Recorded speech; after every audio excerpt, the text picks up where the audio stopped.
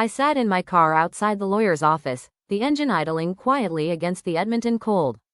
Through the windshield, I watched the snow begin to dust the pavement, white and pure, hiding the cracks underneath. I checked my phone one last time. No missed calls from my son. No emergency texts from his wife about a broken furnace or a vet bill. I turned off the engine, grabbed my purse, and felt the weight of the folder inside. My name is Margaret. I'm 68 years old. For 40 years, I worked 2 jobs to keep a roof over my son's head after his father passed away. I didn't spoil him, I couldn't afford to. But I thought I had taught him that a home is a sanctuary, not a trophy. I was wrong. 10 minutes from now, I am going to walk into that office and take back my life. And by the time my son and his wife realize what I've done, their manifested abundance is going to disappear like a dream in the morning light. My son, David, is 43. 6 years ago, he married Chloe. She's 39, works in brand consulting, and spends her days posting photos of green juice and talking about energy alignment. When they first met, she called me an inspiration. She'd hug me and say how lucky David was to have a mother who sacrificed so much. Last year, they came to me with a vision. They wanted to move to Sherwood Park, into one of those massive new builds where the shutters are perfectly trendy, and the driveways are long. Mom, David said, leaning over my kitchen table in the modest bungalow where I'd raised him. The house has an in-law suite, a private entrance, a kitchenette, a view of the garden. You can sell this place, give us the down payment, and never have to worry about property taxes or maintenance again. We'll take care of you. We're a family. Chloe nodded, her eyes bright with that bubbly, performative warmth. It's about multi-generational living, Margaret. It's the highest vibration of love. I hesitated. I loved my bungalow, but I was getting older. The stairs were getting steeper. I figured they were my family. This is what mothers do. I sold my home and handed David a check for $250,000, every cent of equity I had, to secure their $900,000 dream home. The house was beautiful in that cold, sterile way, full of mid-century modern furniture and expensive French wine. My suite was exactly as promised, for exactly 3 months. Then, the subtle shifts began. It started with the boxes. Chloe asked if she could, temporarily, store some marketing materials in my kitchenette. Then came the Peloton. Then, the wine fridge. Slowly, my living space was being annexed. I'd be in the kitchen making tea, and Chloe would walk in, wrinkle her nose, and subtly ask if I could use less aromatic ingredients because she had a virtual wellness retreat starting in the next room. I started feeling like a ghost in a house I had paid for. The boiling point happened 3 weeks ago. I was downstairs in my suite when I heard their voices through the vent. They didn't know I was home. They thought I was at my bridge club. The suite is wasted on her, David. Chloe's voice was sharp, stripped of its bubbly facade. If we turn it into a dedicated hot yoga and content studio, I can increase my brand sponsorship by 30%. We deserve a space to breathe, remember? She's my mother, Chloe, David muttered, sounding small. Where would she go? Her sister in Calgary has that guest room, Chloe countered. Or we can look at that vibrant senior living community near the mall. It's basically a resort. She'd be happier there with people her own age. We're providing a lifestyle she can't maintain anyway. I'll talk to her, David sighed. I'll make her think it was her idea. I sat in the dark, my hands shaking. I wasn't a mother to them anymore. I was a bank account that had outlived its usefulness. That night, I didn't confront them. I wanted to see how far they would go. I went to my desk and pulled out the thick stack of paperwork from the house purchase.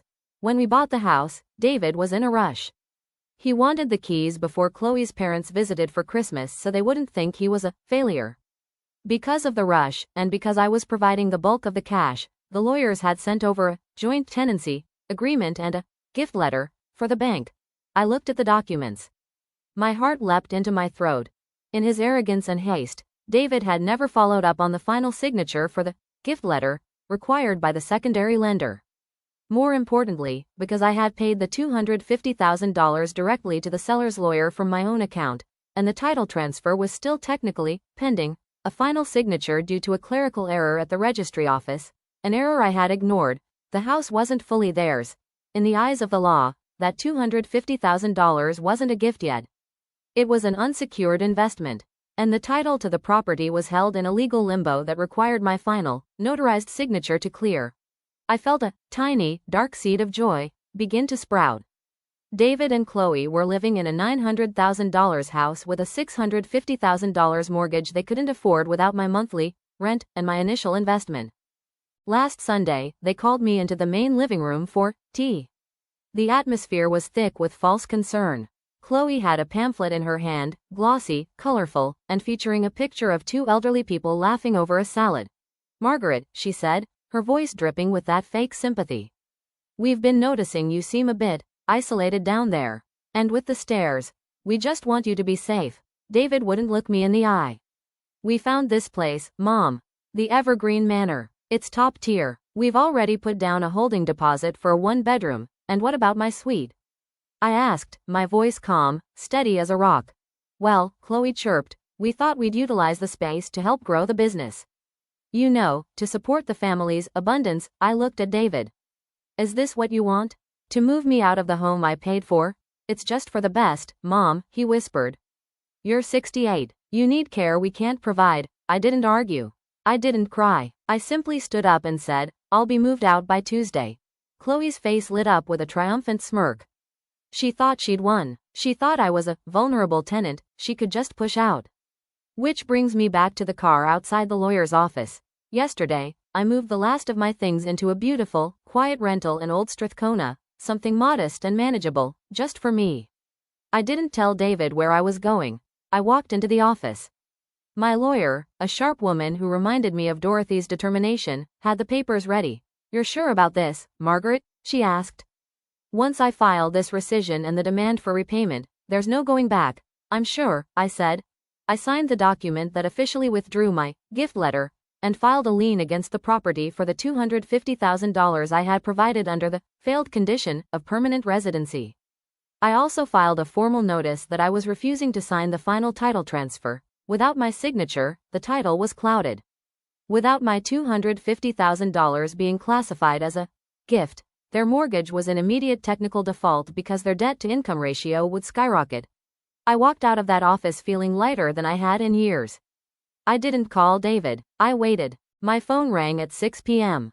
It was David. He sounded like he was having a heart attack. "Mom, what did you do?" "I just got a call from the bank.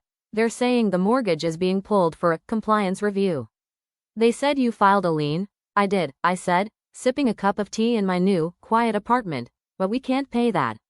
We don't have $250,000. Chloe already spent the quarterly budget on a new brand launch and a lease for AQ7. "Then I guess you'll have to figure something else out," I said, echoing the words I'd heard in my head for weeks. "Mom, you're going to ruin us. We'll lose the house." Chloe is hysterical. She says she can't live like this. "David," I said gently, "I raised you to be strong, to stand on your own 2 feet. But you chose to build a life on a foundation of my sacrifices while treating me like an inconvenience. You promised me a home with my own money, then tried to sell my space for a yoga studio. We were going to pay you back eventually," he shouted. "No, you weren't," I said. "You were postponing the inevitable collapse." I hung up and blocked Chloe's number. It's been 4 months since that day. They lost the house. Because of the lien and the clouded title, they couldn't sell it for a profit. The bank moved in, and they had to do a short sale. Chloe, true to her high vibration nature, realized that David couldn't provide the lifestyle she was used to once the mansion was gone. She moved back in with her parents 3 weeks after the eviction notice arrived. David is living in a small apartment now. He's working 2 jobs, just like I used to. It's not much, but for the first time in his life, it's real. He called me last night. He didn't ask for money. He just asked if he could come over for tea. "I'm sorry, Mom," he said, his voice cracking through the phone.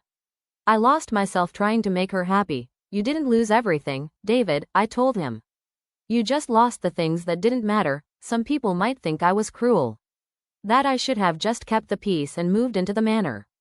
But peace built on enabling someone's worst habits isn't real peace. I'm 68 years old, and I've worked hard for everything I have. I'm not going to apologize for protecting my boundaries. Because money doesn't buy happiness, but boundaries buy peace. And that's worth more than any mansion in Sherwood Park.